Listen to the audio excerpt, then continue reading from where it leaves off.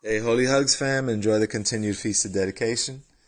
And, you know, it's one of the most beautiful times of the year. And when we really think about this feast day, it's amazing. Esau is always, the Lord said, by the sword shalt thou live. So they, um, they always sort of have, um, this innate way to, whether it's the sword as bombs, nuclear weapons, catapulting a mile away from the battlefield, giant, burning, you know, uh, coals and embers or something like that. They always, been masters of murder. And like the Lord said, by the sword shalt thou live, in Genesis 27.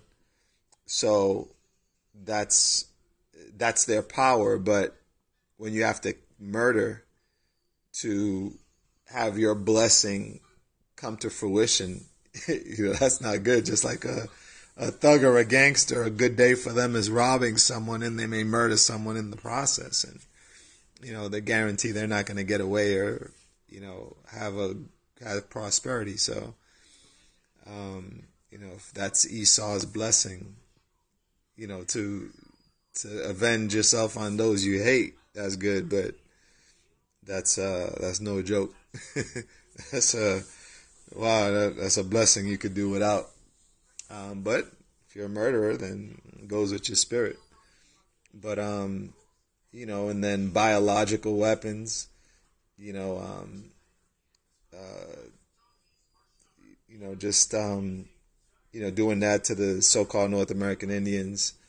We're putting I forgot what they call it, smallpox in blankets, like pretending to be their friend and giving them gifts, and then the gifts are contaminated and cause death. Then the Tuskegee experiment, purposely giving people syphilis and then seeing what it does to the human body, and then how long a person will live, what symptoms they'll have, and then telling the people you're giving them cures or deceiving them that you would be testing for it, or giving them free care, and then in the guise of free care, actually injecting and giving people diseases. So, are people being skeptical for, you know, um, COVID treatments and stuff? Our people aren't paranoid.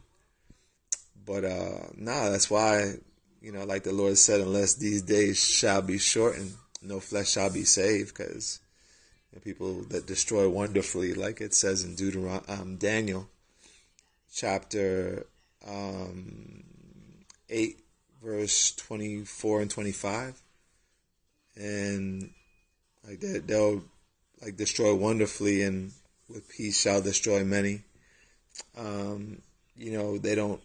They don't always only come with weapons. They typically, when they come as friends or allies or in the time of need, like an ancient saying goes, don't trust the Greeks even though they come bearing gifts.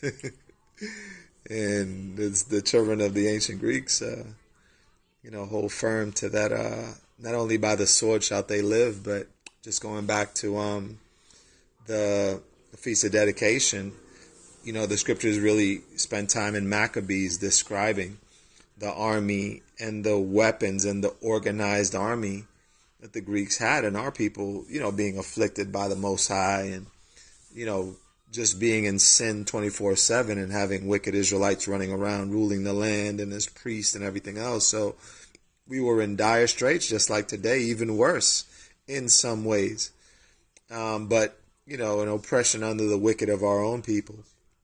And the Greeks that had lost power, still had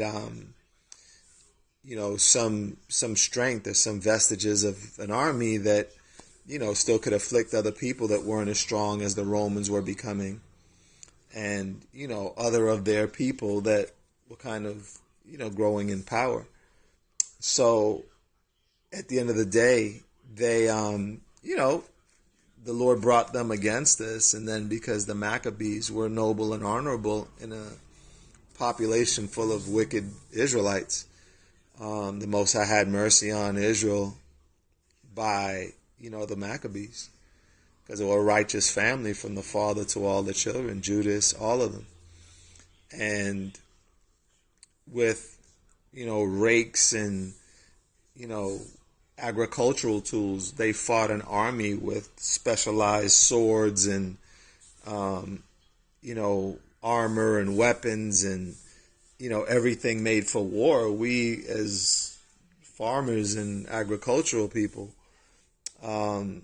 sheep herders, defeated them and beat them back because of the Lord and because of the few righteous among Israel that have faith in the Most High. So, definitely, keep this in mind. And these are things, and, like children know all the intro songs to cartoons and, the words to, X-Men movies and things like that, and Avengers movies and other things, then they need to know even more so. And obviously the focus has to be that they learn our history and our holy days. It's good that they're learning not to follow Christmas, but they should also know what the Feast of Dedication's about and, why we don't follow things, and continue to have understanding in that way, that the Lord can bless and keep them too. Holy hugs.